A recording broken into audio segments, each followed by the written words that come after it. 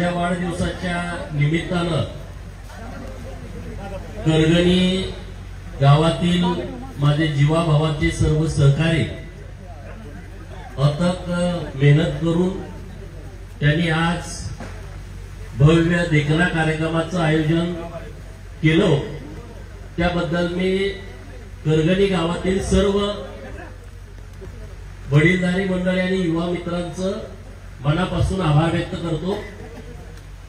आजच्या या कार्यक्रमासाठी उपस्थित आपल्या विधानसभा मतदारसंघाचे नेते, आपल्या सर्वांचे नेते माननीय राजेंद्र अण्णा देशमुख, सांगलीच्या माजी महापौर आणि ज्यांना आता गोवा राज्याची ओबीसी सेलची प्रभारी म्हणून जबाबदारी मिळाली त्या माननीय संगीताताई खोत, विठ्ठल तात्या खोत, आपल्या गावातील सर्व मान्यवर, आता एकाचं नाव घेतलं बाकीचं कोणी रुसायला नको म्हणून मी फक्त मान्यवर म्हणतो।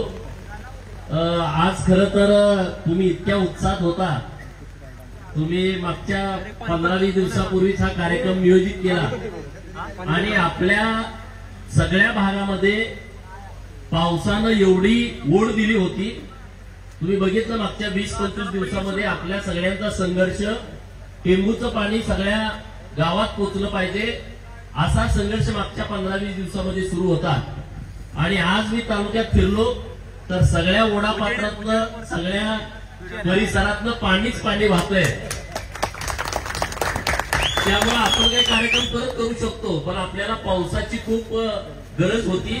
तर आपल्या तालुक्यातल्या सगळ्या लोकांच्या समाधानासाठी, सुखासाठी आज वरुण राजा इतक्या मोठ्या प्रमाणात आपल्याला प्रसन्न झालाय, त्याबद्दल वरुण राजाचंच खरं तर आभार मानलं पाहिजे।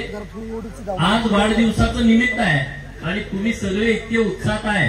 काल पण तुम्ही बार वाजवला, सारखं तुमचं काहीतरी चालू असतं करगणी गावातून, आणि आज अण्णाने तर एकदम तोपच उडवून दिली। कारण अण्णा बोलतेच म्हणल्यावर तुमच्या आता लक्षात आलं असेल हे गणित कुठं आता थांबणारं गणित नाही, कारण अण्णा कधी व्यक्त होत नाही।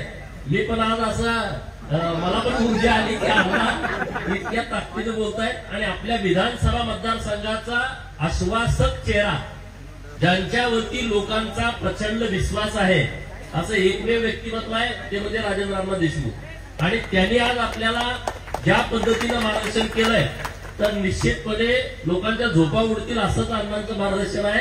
तर अण्णांच्या नेतृत्वाखाली आपण व्यवस्थितपणे, त्यांच्या मार्गदर्शनाखाली निश्चितपणे आपण पुढचं वाटचाल करू।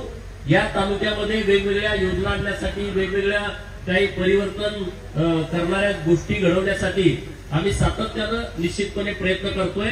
त्याबद्दल तुम्ही अजिबात चिंता करू नका। करगणी हे आटपाडी तालुक्यातल्या ज्या प्रमुख 2-4 गावापैकी एक गाव आहे। आटपाडी, दिगंची आणि नंतर करगणी, मग खरसुंडी, अशी काही प्रमुख गावं आपल्या तालुक्यातली आहेत। तर आपल्या तालुक्यामध्ये राजकीय असेल, सामाजिक असेल, सांस्कृतिक असेल, ही दिशा देण्याची काही प्रमुख गावं काम करतात, त्यापैकी एक करगणी गाव आहे। आणि त्यामुळे तुमच्या सगळ्यांची जबाबदारी इथून पुढच्या काळामध्ये वाढते। तर करगणी गाव आणि करगणी गावाचा सगळा परिसर हा डेव्हलप करण्याच्या दृष्टिकोनातून अण्णांच्या नेतृत्वाखाली आपण सगळेजण व्यवस्थितपणे प्रयत्न करू। त्यामध्ये कुठलीही तुम्ही शंका बाळगू नका। बरीच कामं आपण या काही वर्षामध्ये मार्गी लावलेली आहेत, राहिलेली कामही आपण सगळेजण मार्गी लावू। त्यामुळं विकासाच्या दृष्टिकोनातून जे जे या परिसराला हवंय ते आपण निश्चितपणे करू। भारतीय जनता पार्टीचे विचार लोकांच्या पर्यंत, तळागाळापर्यंत पोहोचवू। लोकांच्या पर्यंत केंद्र सरकार आणि राज्य सरकारच्या योजना पोहोचवण्याचं आपण काम करू। फार साऱ्या योजना केंद्र सरकारनं आणि राज्य सरकारनं घोषित केले आहेत। तर आता आपण सगळे जबाबदार, आपण पदाधिकारी आहोत, कार्यकर्ते आहोत। तर मोठ्या प्रमाणामध्ये ह्या योजना गावगाड्यातल्या सामान्य लोकांच्याकडे कशा जातील यासाठी आपण प्रयत्न केला पाहिजे। विश्वकर्मा नावाची योजना माननीय मोदी साहेबांनी घोषित केली आहे। गावातला छोटा समाज आहे जो सुतार, लोहार, कुंभार, नाभिक, धोबी, परीट, हे जे लोक आहेत, छोटे छोटे मूर्ती बनवणारे, टोपली बनवणारे, किरसुनी बनवणारे, बाहुल्या बनवणारे, खेळणी बनवणारे, अशा सगळ्या लोकांच्यासाठी केंद्र सरकारनं 1 लाख रुपयाचं बिनव्याजी कर्ज देण्याची योजना आणली आहे। आणि ही योजना आपल्याला सगळ्या लोकांच्या पर्यंत पोहोचवायची आहे। तर आज आपण हे काम हातामध्ये घेऊन माननीय राजेंद्र अण्णांच्या नेतृत्वाखाली आटपाडी तालुक्यातील हे जे मायनर ओबीसी आहेत आणि यांचा पारंपरिक व्यवसाय आहे, बाराबलुतेदाराशी निगडीत व्यवसाय आहे, या व्यवसायात काम करणाऱ्या सगळ्या लोकांना आपण मदत मिळवून देऊ. परवा एक मीटिंग मुंबईमध्ये झाली, त्या बैठकीला मी उपस्थित होतो. तर त्या बैठकीमध्ये मी भूमिका मांडली की केंद्र सरकारनं ही विश्वकर्मा योजना लागू केली, तर राज्य सरकारने यामध्ये आपला काहीतरी सहभाग घ्यावा आणि मोठ्या प्रमाणामध्ये ही योजना लोकांच्या पर्यंत नेण्यासाठी प्रयत्न करावा. त्याला माननीय देवेंद्र फडणवीस साहेब आणि माननीय मुख्यमंत्री एकनाथ शिंदे साहेबांनी ग्रीन सिग्नल दिलाय की राज्य सरकार पण यामध्ये मोठ्या प्रमाणात सहभाग घेईल. असे अनेक विषय आहेत, त्यामुळं सगळे विषय लोकांच्या पर्यंत जातील अशा पद्धतीने आपण निश्चितपणे प्रयत्न करू. अण्णा, आज तुम्ही इतक्या ताकदीनं सगळ्या तालुक्याला आणि विधानसभा मतदारसंघालाच रिचार्ज केलं, असं जर तुम्ही डोस देत राहिला तर 2024 जिंकणं फार अवघड होईल.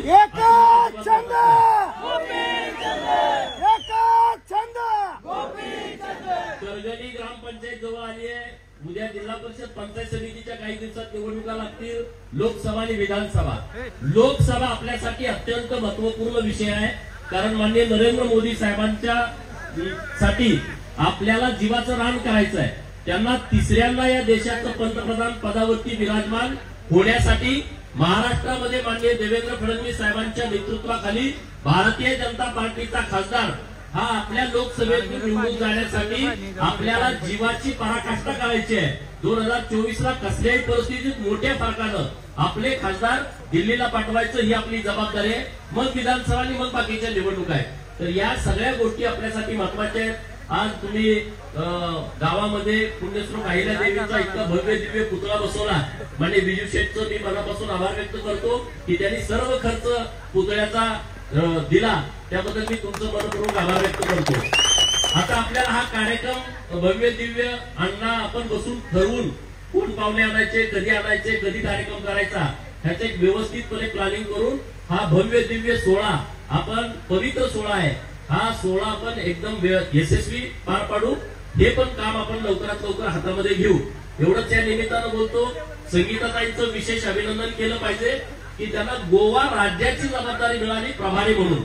एखाद्या राज्याची प्रभारी म्हणून जबाबदारी पक्ष जेव्हा देतो तेव्हा पक्ष सर्वकष विचार करून जबाबदारी देतो आणि त्यांच्यावरती मोठी जबाबदारी पार्टीने दिलेली आहे.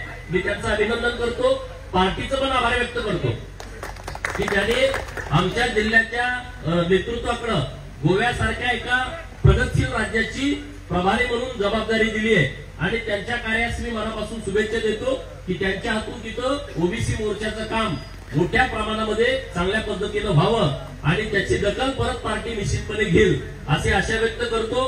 परत एकदा सर्व गावकऱ्यांचं, आता तुमचा जरा डिस्प्यूट झालाय, तुम्ही इतकी मोठी तयारी केली होती, तुमचा काय माझा पण झाला ना. आम्ही पण म्हणलं 6 पासून फोन करतोय कधी निघू, पण वरुण राजा पण खूप महत्वाचा होता. तर निश्चितपणे तुम्ही इतकी मोठी तयारी केली, इतकं प्रेम दाखवलं. हा, अण्णांचं म्हणणं आहे की पुतळ्याच्या कार्यक्रमाच्या वेळेस आपण भव्य दिव्य तयारी करू आणि तो आजची जी उणीव आहे ती आपण त्या कार्यक्रमामध्ये निश्चितपणे भरून काढू. पण तुमचं जे प्रेम आहे आमच्यावरती, ते प्रेम खरं तर ऊर्जा देणार आहे, मनाला समाधान देणार आहे. आणि करगणी गावातल्या गावकऱ्यांना मी इतकंच सांगतो की करगणी गावाच्या विकासासाठी जे काय लागेल ते सगळं देण्याची आमची तयारी आहे आणि दिलंय. पण आता या 3 वर्षामध्ये जेव्हा आपल्याला संधी मिळाली तर मोठ्या प्रमाणामध्ये आपण निधी दिलाय. राहिलेला निधी माननीय अण्णांच्या नेतृत्वाखाली आपण गावातली सगळी कामं व्यवस्थितपणे करून घेऊ.